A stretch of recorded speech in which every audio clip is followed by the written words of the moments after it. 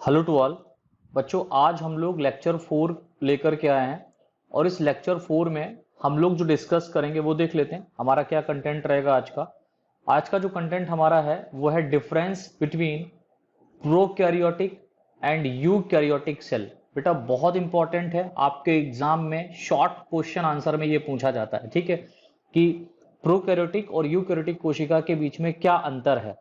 इसके साथ साथ आपको इसमें एक और नॉलेज होना चाहिए कि difference between plant and animal cell, यानी कि एक पादप कोशिका और एक जंतु कोशिका के बीच में क्या अंतर होना चाहिए, राइट। तो आज के लेक्चर में हम लोग यहाँ पर डिस्कस करेंगे डिफरेंस के बारे में, और सबसे पहले जो डिस्कस करेंगे वो डिस्कस करेंगे प्रोकैरियोटिक और यूकैरियोटिक सेल के बीच में डिफरेंस, राइट। तो आप क्वेश्चन चाहे डाल लीजिए या हेडिंग बतौर डाल दीजिए, डिफरेंस बिटवीन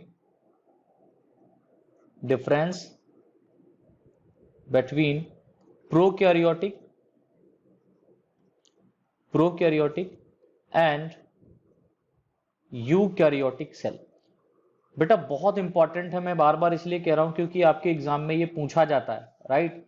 और इससे रिलेटेड ऑब्जेक्टिव क्वेश्चन भी पुटअप होते हैं, तो इसको हम लोग जो तैयार करेंगे, यानी प्रोकैरियोटिक और यूकैरियोटिक सेल का जो डिफरेंस हम लोग तैयार करेंगे वो हमारा ऑब्जेक्टिव बेस्ड रहेगा एक तरीके से।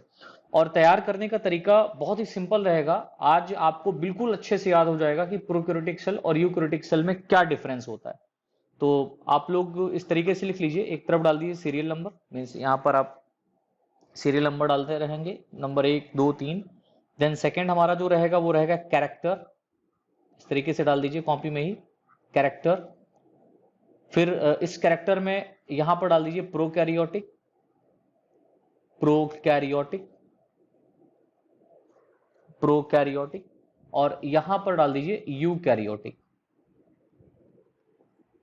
प्रोकैरियोटिक सेल और यहां पर डाल दीजिए यूकैरियोटिक सेल।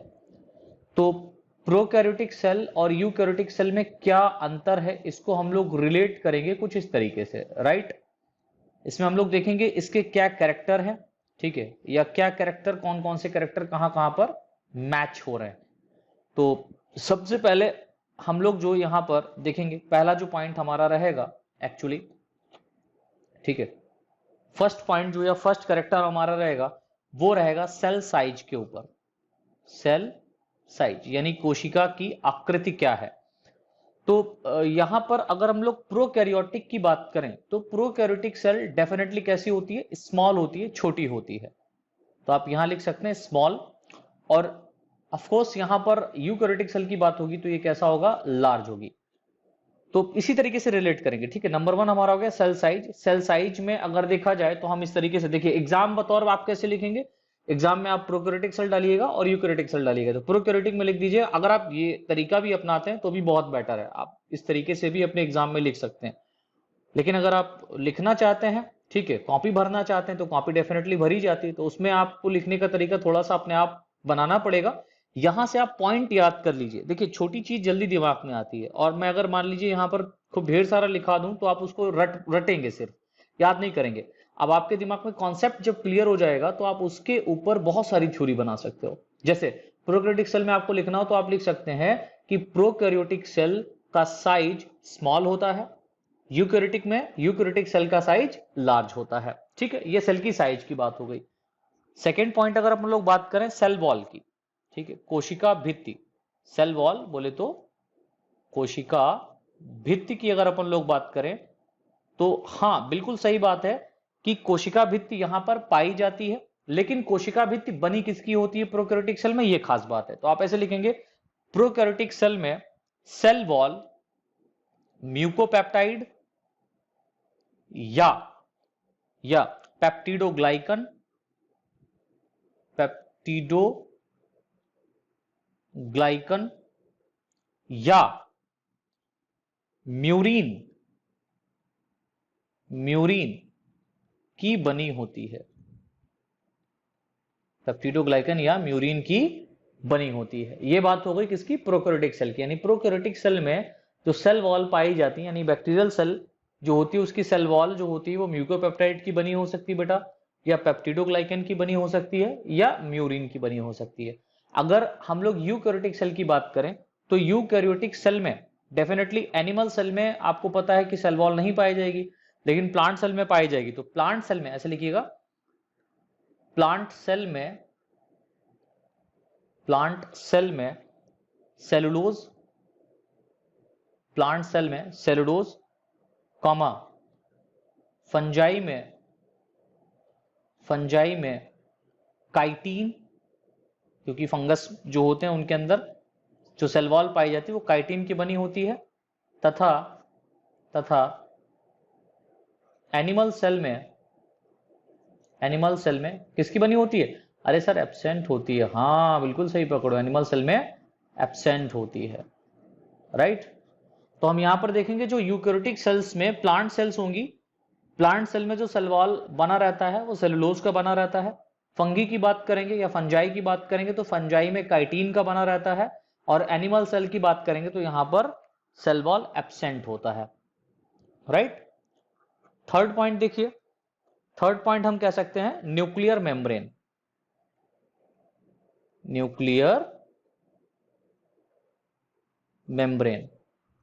अगर न्यूक्लियर मेम्ब्रेन मतलब केंद्रक झिल्ली की बात करें, किसकी बात करें?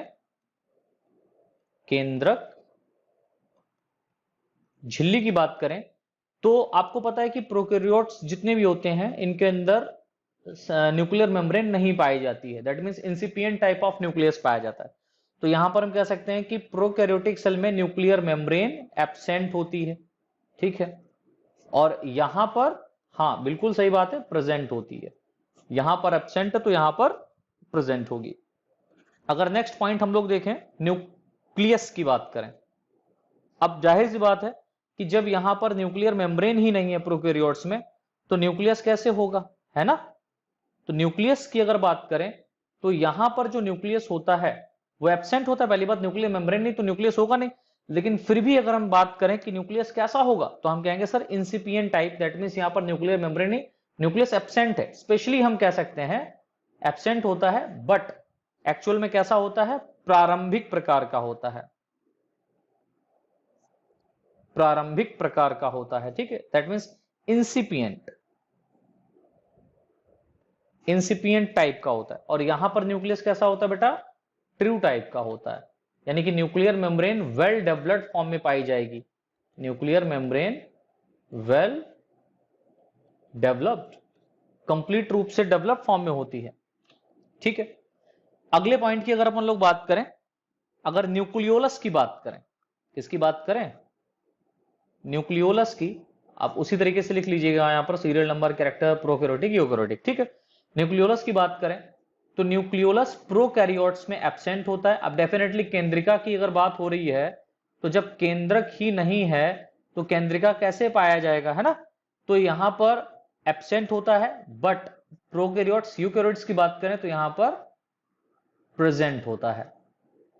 सिक्स पॉइंट, अगर हम लोग हिस्टोन प्रोटीन की बात करें, हिस्टोन प्रोटीन की बात करें तो हिस्टोन प्रोटीन डेफिनेटली यहां पर एब्सेंट होता है। और जब हिस्टोन प्रोटीन एब्सेंट होगा तो मैंने बताया था कि जो इसका डीएनए होता है वो कैसा होता है? नेकेड होता है। हाँ बिल्कुल सही बात है, हिस्टोन प्रोटीन यहां पर एब्सेंट और यहां पर प्रेजेंट होता है। और प्रेजेंट होने के साथ साथ एक बात याद रखिएगा, यहां पर हिस्टोन प्रोटीन तो पाया ही जाता है, इसके साथ साथ हिस्टोन प्रोटीन के साथ साथ नॉन हिस्टोन प्रोटीन भी पाया जाता है, ठीक है।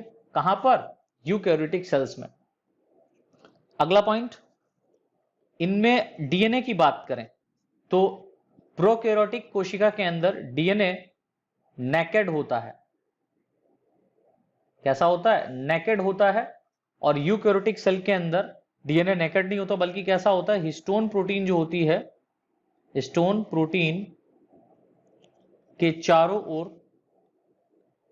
चारों ओर डीएनए लिपटा हुआ पाया जाता है, या डीएनए लिपटा रहता है। हिस्टोन प्रोटीन के चारों ओर डीएनए लिपटा रहता है, ठीक है। नेक्स्ट पॉइंट की बात करें, अगर हम लोग यहां पर क्रोमोसोम की बात करें, किसकी बात करें? क्रोमोसोम की, दैट मींस गुणसूत्र की बात करें, राइट। तो गुणसूत्र बेटा प्रोकैरियोटिक सेल के अंदर सिंगल क्रोमोसोम के रूप में पाया जाता है, दैट मीन्स यहां पर कैसा होगा क्रोमोसोम, सिंगल क्रोमोसोम होगा, यानी एक स्ट्रैंड यहां पर होगा। और यहां पर अगर देखें तो यहां पर मेनी, बहुतायत रूप में बहुत सारे क्रोमोसोम्स होते हैं, मेनी क्रोमोसोम्स। अब आपको पता है कि जो क्रोमोसोम्स का नंबर होता है वो अलग अलग इंडिविजुअल में अलग अलग टाइप का होता है। जैसे ह्यूमन बींग्स की बात करें तो हम लोगों में नंबर ऑफ क्रोमोसोम 46 होता है, ठीक है। इसी तरीके से और भी जो different different type of organism है उनके अंदर अलग अलग क्रोमोसोम्स को वेरी किया गया है। अगला पॉइंट वो है मेम्ब्रेन बाउंड सेल ऑर्गेनल, यानी कि झिल्ली युक्त कोशिकांग, यानी कि ऐसे कोशिकांग जिनके चारों तरफ मेम्ब्रेन पाया जाए। तो यहां पर मेम्ब्रेन बाउंड सेल ऑर्गेनल्स, कोशिकांग। तो मेम्ब्रेन बाउंड सेल ऑर्गेनल्स याद रखना, प्रोकैरियोटिक सेल के अंदर किसी भी प्रकार के मेम्ब्रेन बाउंड सेल ऑर्गेनल नहीं पाए जाते हैं। दैट मीन्स हम ये कह सकते हैं कि यहां पर एब्सेंट होते हैं, राइट, यहां पर एब्सेंट होते हैं और यहां पर प्रेजेंट होते हैं, यहां पर प्रेजेंट होते हैं। तो लिखने के तौर पर आप कैसे लिखेंगे कि प्रोकैरियोटिक सेल के अंदर किसी भी प्रकार के मेम्ब्रेन बाउंड सेल ऑर्गेनल नहीं पाए जाते हैं और यूकैरियोटिक सेल में यहां पर पाए जाते हैं, ठीक है। तो यूकैरियोटिक सेल में मेम्ब्रेन बाउंड सेल ऑर्गेनल पाए जाते हैं। ये कॉपी भरने का मैं तरीका बता रहा हूं, बाकी याद रखने योग्य, आप बिल्कुल पॉइंट टू पॉइंट इस तरीके से याद करते चलें। अगर हम लोग राइबोसोम की बात करें, किसकी बात करें बेटा, राइबोसोम की, तो आपको पता होना चाहिए कि राइबोसोम जो होते हैं ये मेम्ब्रेन लेस सेल ऑर्गेनल होते हैं। और जब ये मेम्ब्रेन लेस सेल ऑर्गेनल होगा, ये कैसा होता है, मेम्ब्रेन लेस सेल ऑर्गेनल। जब ये मेम्ब्रेन लेस सेल ऑर्गेनल होगा तो ये प्रोकैरियोटिक सेल में पाया जाएगा, प्रेजेंट होगा। लेकिन कौन सा पाया जाएगा, 70s। याद रखिएगा, प्रोकैरियोटिक सेल के अंदर 70s टाइप ऑफ राइबोसोम पाया जाता है जो कि मेम्ब्रेन लेस सेल ऑर्गेनल होता है। सर क्या यूकैरियोटिक सेल में पाया जाएगा, क्योंकि आपने बताया था मेम्ब्रेन बाउंड सेल ऑर्गेनल जो होते हैं जिनके चारों तरफ मेम्ब्रेन पाई जाती है वो यूकैरियोटिक में पाए जाते हैं, प्रोकैरियोटिक में नहीं पाया जाता है। तो क्या sir membrane less cell organelle जो है वो क्या प्रोकैरियोटिक में पाया जा रहा है तो कि यूकैरियोटिक में नहीं पाया जाएगा, तो ऐसा नहीं है। यूकैरियोटिक जो सेल है वो इससे ज्यादा एडवांस्ड है। तो हम ये जानेंगे, देखेंगे और पढ़ेंगे भी आगे चल करके, जब राइबोसोम पढ़ाएंगे तो बताएंगे आपको कि राइबोसोम जो होते हैं वो यूकैरियोटिक सेल में पाए जाते हैं। लेकिन यूकैरियोटिक सेल में आप देखेंगे कि स्पेशली जो राइबोसोम यूकैरियोटिक सेल में पाए जाते हैं, स्पेशली बात करें तो वो 80s टाइप के होते हैं। लेकिन इसके साथ साथ यहां पर 70s टाइप ऑफ राइबोसोम भी पाया जाता है, ठीक है। अब बात आती है कि सर 70s राइबोसोम कहां पाया जाता है, तो माइटोकॉन्ड्रिया और क्लोरोप्लास्ट में पाया जाता है। तो अभी तो आपको सिर्फ यहां पर इतना याद रखना है कि यूकैरियोटिक सेल में 80s प्रकार के और 70s प्रकार, दोनों प्रकार के राइबोसोम पाए जाते हैं। 70s और 80s type of ribosome are there, यहां पर प्रेजेंट होते हैं, प्रेजेंट, राइट। नेक्स्ट अगर हम लोग बात करें मीजोसोम की, इसकी बात करें मीजोसोम की, तो मीजोसोम्स जो होते हैं वो प्रोकैरियोट्स में प्रेजेंट होते हैं, प्रोकैरियोट्स में प्रेजेंट होते हैं, बट यूकैरियोट्स में एब्सेंट होते हैं। इसको याद रखिएगा, प्रोकैरियोट में मीजोसोम प्रेजेंट होते हैं और यूकैरियोट्स में एब्सेंट होते हैं। लेकिन यहां पर मीजोसोम की जगह पर माइटोकॉन्ड्रिया पाया जाता है, माइटोकॉन्ड्रिया पाया जाता है। सर आपने ये क्यों लिखाया, माइटोकॉन्ड्रिया क्यों बताया, माइटोकॉन्ड्रिया का मेन फंक्शन क्या होता है, तो आप याद करो, आप लोगों ने 11th क्लास में माइटोकॉन्ड्रिया पढ़ा था, तो आपने वहां पर पढ़ा था कि जो माइटोकॉन्ड्रिया होता है इसको एनर्जी का सोर्स कहते हैं हम लोग, ठीक है, यानी कि अपने power house of the cell कहा जाता है। यानी कि इसके अंदर किसके अंदर, माइटोकॉन्ड्रिया के अंदर ना, तो माइटोकॉन्ड्रिया के अंदर एटीपी का निर्माण होता है, दैट मींस सेलुलर रेस्पिरेशन होता है, रेस्पिरेशन का प्रोसेस यहां पर कंप्लीट होता है। कौन सा वाला रेस्पिरेशन, हाँ यार याद रखना, सेलुलर रेस्पिरेशन, ना कि एटमॉस्फेयर से जो ऑक्सीजन आ रही है, ठीक है, उसको लंग्स में भेजा जा रहा है, ऐसा नहीं, ब्रीदिंग नहीं हो रहा है। सेलुलर रेस्पिरेशन दैट मींस कोशिका के अंदर सेलुलर रेस्पिरेशन के मेथड में होगा क्या कि जो C6H12O6 हम जो भी खाते हैं उसमें लास्ट प्रोडक्ट ग्लूकोज होता है, इसको ऑक्सीजन की प्रेजेंस में तोड़ दिया जाता है, ठीक है। तोड़ करके CO2 प्लस वाटर और प्लस एनर्जी, ठीक है, एनर्जी किस रूप में, एटीपी के रूप में यहां पर प्रोड्यूस किया जाता है, कहां पर, माइटोकॉन्ड्रिया के द्वारा, यूकैरियोटिक सेल में। अब बात आ रही कि सर यही वाला जो प्रोसेस है सेलुलर रेस्पिरेशन जो प्रोसेस है वो प्रोकैरियोट में कैसे होगा, भाई प्रोकैरियोट को भी तो एनर्जी चाहिए होगा, बैक्टीरिया जो है वो खाएगा पिएगा ऐश करेगा तो उसको एनर्जी चाहिए। तो एनर्जी जो यहां पर बनेगा वो मीजोसोम्स के द्वारा बनता है। तो प्रोकैरियोट्स में जो सेलुलर रेस्पिरेशन होता है वो मीजोसोम्स के कारण ही संभव हो पाता है। इस बात को याद रखिएगा, समझ गए। नेक्स्ट पॉइंट, यहां पर एक और पॉइंट लिख लीजिए, वैक्यूल्स। इसको हिंदी में कहते हैं रिक्तिका। वैक्यूल्स की अगर बात करी जाए तो प्रोकैरियोट्स में एब्सेंट होती हैं और यूकैरियोट्स में प्रेजेंट होती हैं। ठीक है, यूकैरियोट्स में प्रेजेंट होती हैं। Next, flagella.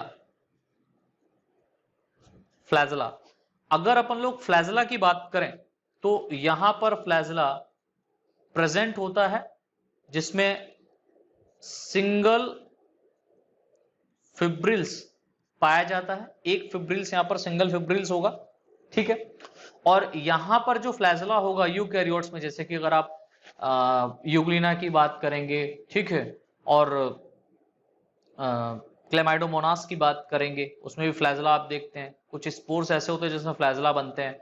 या सीलिया की बात करें तो पैरामीशियम की बात करेंगे तो इनके अंदर जो अरेंजमेंट होता है, ठीक है, फिब्रिल्स का, वो 9+2 का अरेंजमेंट होता है। 9+2 अरेंजमेंट ऑफ फिब्रिल्स। यहां पर 9+2 का अरेंजमेंट होता है। 9 जो होते हैं वो पेरीफेरी की तरफ होते हैं और 2 जो होते हैं वो सेंटर में होते हैं, ठीक है, सेंट्रल बोले जाते हैं। तो आगे मैं फ्लैजिला के बारे में आपको पढ़ाऊंगा, तब मैं वहां पर आपको अच्छे से समझाऊंगा कि फ्लैजिला का जो स्ट्रक्चर है, इंटरनल स्ट्रक्चर है, वो डिटेल में पढ़ेंगे अपन लोग, ठीक है। तो ये तो बात हो गई फ्लैजिला की। तो फ्लैजिला जो होता है वो प्रेजेंट होता है कहां पर, प्रोकैरियोट्स में और यूकैरियोट्स में भी प्रेजेंट रहता है, राइट। प्रोकैरियोट्स में जो फ्लैजिला पाया जाता है वो सिंगल फिब्रिल्स का होता है, खास बात। और यूकैरियोट में जो फ्लैजिला पाया जाता है वो 9+2 अरेंजमेंट का होता है, ठीक है। तो आप ऐसे लिख सकते हैं कि यूकैरियोट, प्रोकैरियोट में फ्लैजिला पाए जाते हैं लेकिन ये सिंगल फिब्रिल्स का होता है। यूकैरियोट्स में फ्लैजिला प्रेजेंट होते हैं लेकिन इनमें 9+2 का अरेंजमेंट, इनमें फिब्रिल्स का 9+2 अरेंजमेंट होता है। अब खास बात यह है कि एग्जाम्पल की बात कर लें तो एग्जाम्पल में आप प्रोकैरियोट्स में याद रखेंगे कि इसमें बैक्टीरिया आपका आता है, कॉमा ब्लू ग्रीन एल्गी, ठीक है, जिसे बीजीए के नाम से जानते हैं, ब्लू ग्रीन एल्गी। और आपका यहां पर आता है माइकोप्लाज्मा। ये सभी के सभी कैसे हैं, प्रोकैरियोट्स हैं। और यहां पर अगर एग्जांपल दिया जाए तो हम कहेंगे सर ऑल हायर एनिमल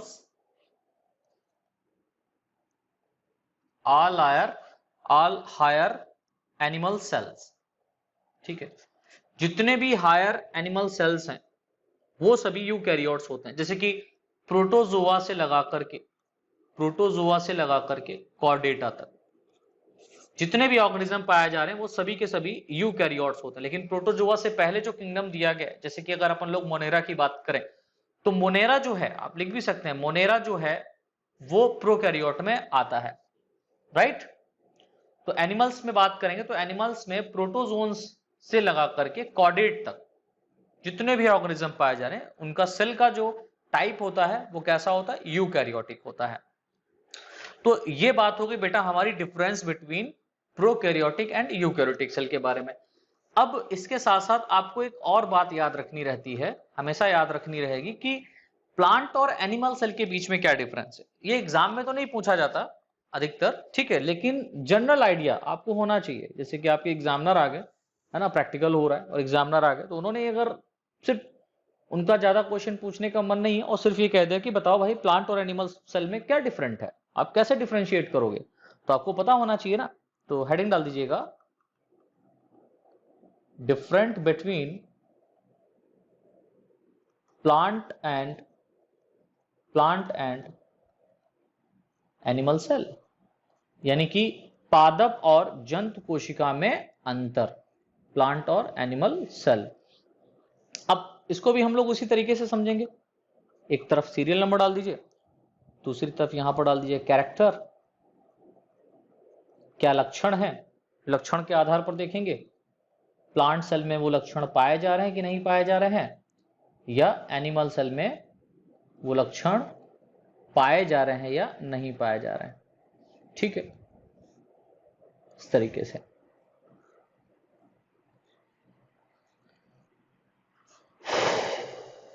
चलिए, तो यहां पर पहला जो कैरेक्टर हमारा रहेगा, फर्स्ट कैरेक्टर जो हमारा रहेगा वो रहेगा सेल वॉल।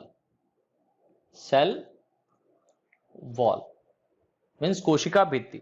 तो आपको पता है कि प्लांट सेल सबसे मेजर कैरेक्टर जो प्लांट और एनिमल सेल को डिफरेंशिएट करता है वो क्या होता है, सेल वॉल। तो हम ये कह सकते हैं प्लांट सेल में सेल वॉल पाई जाती है, एनिमल सेल में सेल वॉल एब्सेंट होती है। ठीक है, नहीं पाई जाती। सेकेंड पॉइंट आपको याद रखना है प्लास्टिड। प्लास्टिड इसको हिंदी में कहते हैं लवक। ठीक है, क्लोरोप्लास्ट इसी में आता है, और लवक 3 प्रकार के होते हैं।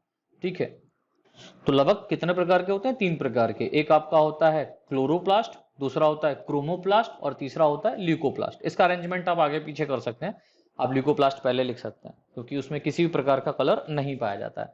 तो प्लांट सेल में डेफिनेटली प्लास्टिड पाए जाएंगे, हाँ बिल्कुल पाए जाएंगे, क्योंकि आप देखते हैं कि प्लांट सेल में ही आपको डिफरेंट टाइप ऑफ कलर दिखाई देता है। यहां पर ये प्रेजेंट होते हैं, और डेफिनेटली एनिमल सेल्स में ये एब्सेंट होंगे। अब इसके बाद में हम लोग बात करते हैं सेंट्रोसोम की, यानी कि तारक काय। सेंट्रोसोम, तारक काय।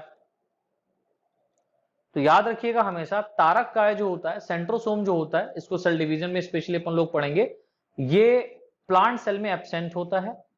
ठीक है, आप कह रहे हैं सर सेल डिवीजन में पढ़ाएंगे आप इसको, तो प्लांट सेल में क्या डिवीजन नहीं होगा, होगा, लेकिन यहां पर सेंट्रोसोम नहीं पाए जाते हैं। ठीक है, लेकिन एनिमल सेल में सेंट्रोसोम पाए जाते हैं, और सेल का जो डिवीजन हो रहा है जिसमें क्रोमोसोम्स का स्पेशली डिवीजन हो रहा है, डीएनए का डिवीजन हो रहा है, वो कौन करवाता है, सेंट्रोसोम के ही द्वारा होता है, तारक काय के द्वारा ही होता है। तो यहां पर क्या होते हैं, तारक काय प्रेजेंट होते हैं। राइट। फोर्थ पॉइंट याद रखिएगा, type of nutrition. Type of nutrition यानी कि पोषण का प्रकार क्या है इन ऑर्गेनिज्म में। तो प्लांट सेल की बात करें या प्लांट्स की बात करें तो प्लांट्स ऑटोट्रॉफिक होते हैं। ऑटोट्रॉफिक मींस ये अपना भोजन स्वयं बनाते हैं सूर्य की प्रकाश में, आपको पता है। और ये कैसा होता है, हेटेरोट्रॉफिक। हम सभी एनिमल्स हैं तो हम लोग दूसरे पर ही डिपेंड होते हैं, हम लोग प्लांट से ही तो अपना भोजन बनाते हैं, मतलब प्लांट को खाते हैं, हेटेरोट्रॉफिक। एनिमल को खा जाते हैं, है ना, तो हम लोग हेटेरोट्रॉफिक हैं, विषमपोषी हैं। Fifth point, stored food material. अगर हम लोग स्टोर्ड फूड मटेरियल की बात करें, मीन्स हम कह सकते हैं कि भोजन का एकत्रण किस तरीके से हो रहा है। ठीक है, स्टोर्ड फूड मटेरियल किस तरीके से है, किस रूप में है। तो प्लांट सेल के अंदर आप देखेंगे तो प्लांट्स में जो फूड स्टोर्ड होता है वो स्टार्च के रूप में होता है। किस रूप में होता है बेटा, स्टार्च, इसको हिंदी में मंड कहते हैं, स्टार्च के रूप में होता है। और एनिमल में डेफिनेटली ग्लाइकोजन के रूप में, याद रखिएगा ग्लाइकोजन के रूप में यहां पर क्या होता है, स्टोर्ड फूड मटेरियल होता है। याद रखिएगा, काफी इंपॉर्टेंट है। 6 पॉइंट याद रखिएगा, प्लाज्मोडेस्मेटा। प्लाज्मोडेस्मेटा ये आगे हम लोग डिस्कस करेंगे कि प्लाज्मोडेस्मेटा क्या होता है। तो प्लाज्मोडेस्मेटा यहां पर प्रेजेंट होता है और यहां पर एब्सेंट होता है। ठीक है, यहां पर क्या होता है, प्लांट सेल्स में प्रेजेंट होता है प्लाज्मोडेस्मेटा और यहां पर एब्सेंट होता है। एक्चुअल में प्लाज्मोडेस्मेटा के द्वारा क्या होता है बेटा, यहां पर सेल डिवीजन होता है, स्पेशली सेल डिवीजन, साइटोकाइनेसिस होता है स्पेशली। ठीक है, अगला पॉइंट याद रखिएगा, अगर हम लोग 7th पॉइंट की बात करें तो स्फेरोसोम्स की बात करेंगे। स्फेरोसोम्स, अगर स्फेरोसोम्स की बात करें तो स्फेरोसोम्स एक्चुअल में क्या है, तो ये टाइप ऑफ माइक्रोबॉडीज। ठीक, कुछ ऐसी माइक्रोबॉडीज होती हैं बहुत इंपॉर्टेंट, जिनको हम लोग आगे डिस्कस करेंगे। Right, cell biology second topic में, सेल बायोलॉजी सेकंड में हम लोग डेफिनेटली सेल ऑर्गेनेल्स के बारे में डिस्कस करेंगे। तो टाइप ऑफ माइक्रोबॉडीज जो होती हैं, यानी कि स्फेरोसोम्स जो होते हैं, माइक्रोबॉडीज हमेशा और हमेशा याद रखिएगा एनिमल सेल में प्रेजेंट रहते हैं। सॉरी, गलत बोल गया, जो स्फेरोसोम्स होते हैं, ठीक है, टाइप ऑफ माइक्रोबॉडीज जो होती हैं वो प्लांट सेल में क्या होती हैं, प्रेजेंट होती हैं, और एनिमल सेल में एब्सेंट होती हैं। प्लांट सेल में माइक्रोबॉडीज प्रेजेंट होती हैं और एनिमल सेल में एब्सेंट होती हैं। अगर हम लोग वैक्यूल की बात करें, ठीक है, रिक्तिका की बात करें, वैक्यूल रिक्तिका की बात करें, तो प्लांट सेल में जो रिक्तिकाएं पाई जाती हैं वो लार्ज साइज की होती हैं, राइट, मतलब प्रेजेंट यहां पर भी होती हैं, और एनिमल में भी प्रेजेंट होती हैं, बट कैसी होती हैं, स्मॉल साइज की होती हैं। कैसी होती हैं, स्मॉल साइज की होती हैं। एक नेक्स्ट पॉइंट अगर डिस्कस करें लास्ट, वो है टाइप ऑफ साइटोकाइनेसिस, यानी कि कोशिका द्रव्य विभाजन, कोशिका द्रव्य विभाजन का प्रकार। तो कोशिका द्रव्य विभाजन का प्रकार जो प्लांट सेल के अंदर है वो हमेशा सेल प्लेट मेथड द्वारा बनता है। आगे बताऊंगा जब सेल डिवीजन पढ़ाऊंगा। Cell plate method, that means कोशिका, इसको हिंदी में कहते हैं कोशिका पट्टी विधि द्वारा। बेटा हम लोग यहां पर डिटेल में सब कुछ डिस्कस करेंगे, मैंने आपको पहले ही बताया है, और जितने भी टर्मिनोलॉजी और जितने भी टर्म्स यहाँ पर यूज हो रहे हैं इनका सबका भरपूर प्रयोग आगे किया जाएगा। तो आप लोग बिल्कुल निश्चिंत रहिए, बस जुड़े रहिए, नोट्स बनाते रहिए, बिल्कुल भी टेंशन मत लीजिए कि पर डे हम कितनी क्लास आपको दे रहे हैं। आपको पर डे क्लास मिल रही है, एक क्लास पर डे आपको डेली मिलेगी, और कभी कभी हम 2 भी क्लास आप लोगों को प्रोवाइड करा देंगे, कभी कभी, डोंट वरी, ठीक है। तो एनिमल सेल के अंदर बात करें तो यहां पर सेल फरो मेथड द्वारा होता है। सेल फरो मेथड मींस यहां पर जो कोशिका होगी वो खांच, मतलब कोशिका खांच विधि द्वारा, कोशिका खांच विधि। तो यहां पर साइटोकाइनेसिस कोशिका खांच विधि के द्वारा होता है, सेल फरो मेथड द्वारा होता है, यहां पर सेल प्लेट मेथड। क्यों होता है cell plate method plant cell में और एनिमल सेल में फरो मेथड, तो इसको डिस्कस करेंगे हम लोग सेल डिवीजन के अंतर्गत। तो आज का जो हम लोगों का लेक्चर 4 था, इसके अंतर्गत हम लोगों ने बेटा difference between prokaryotic and eukaryotic cell जाना, जो कि आपका 100% एग्जाम में हमेशा हमेशा पूछा जाता है शॉर्ट क्वेश्चन आंसर के रूप में, और अगर उससे नहीं आता है तो उससे कुछ ऑब्जेक्टिव क्वेश्चन आपके एग्जाम में पुटअप होते हैं। और जो प्लांट सेल और एनिमल सेल के बीच में डिफरेंस है ये लिखने को नहीं आता है स्पेशली, लेकिन इसके बारे में आपको जनरल नॉलेज होना चाहिए क्योंकि एग्जामिनर आपसे पूछ सकता है। तो आज के लिए बच्चों इतना ही, और जो हमारा नेक्स्ट लेक्चर रहेगा वो रहेगा प्लाज्मा मेम्ब्रेन के ऊपर। बहुत इंपॉर्टेंट है प्लाज्मा मेम्ब्रेन, इसमें जो मॉडल दिए गए हैं, ठीक है, इसमें जो मॉडल दिए गए हैं प्लाज्मा मेम्ब्रेन के वो काफी इंपॉर्टेंट हैं और काफी कंफ्यूजन भी क्रिएट करते हैं। तो मेरा वादा है आप लोगों से, मेरा दावा है कि प्लाज्मा मेम्ब्रेन की क्लास करने के बाद में आपको प्लाज्मा मेम्ब्रेन के बारे में सब कुछ जानकारी प्राप्त हो जाएगी। तो बच्चों आज के लिए इतना ही रखते हैं, और नेक्स्ट क्लास में हम लोग डिस्कस करेंगे प्लाज्मा मेम्ब्रेन।